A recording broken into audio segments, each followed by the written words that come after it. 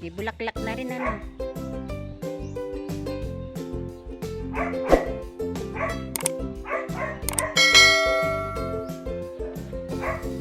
Dahan-dahan yung halaman ko. May makyat na pala hanggang doon.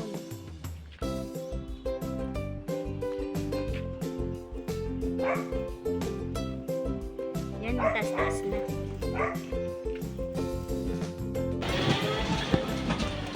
Ang lago-lago oh. Diba? Kasupply na.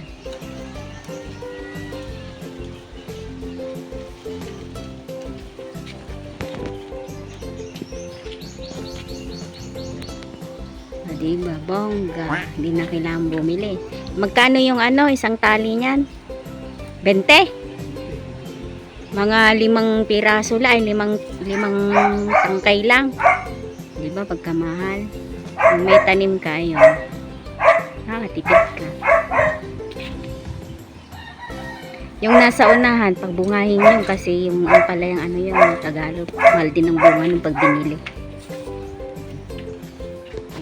Yung mulberry, oh. Mulberry.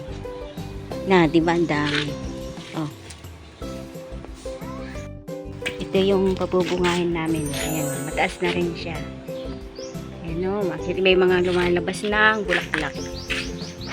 Mga ilang linggo pa yan. May bunga na. Kasi pag mamalaklak yung aking gumamela, oh, yellow. Color, malalaki. Ito yung ano, red ang kulay, yung makakapal, laklak, isibulan. Ito po yung sasahugan ng ampalayang ligaw. Ayan o. Ampalayang ligaw yun, yung tumubo doon. Kasi yung malilit ang bunga at saka manipis ang dahon. Ayan. Manok na native. Wow! Ihalo yan.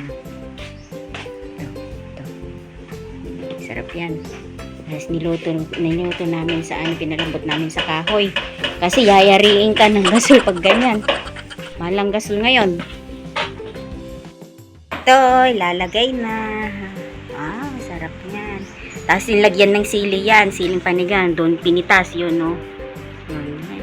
Ganyan talaga itsura niya pag tanghali sa sobrang init. Pero mamayang hapon pag diniligan, hanggang bukas, ano na naman yung, magiging fresh na naman yung dahon, ng sili. Diba, yan lang yung kailangan mo. Tapos dito ka magluluto. Para-paraan lang yan. Kung gusto, may paraan.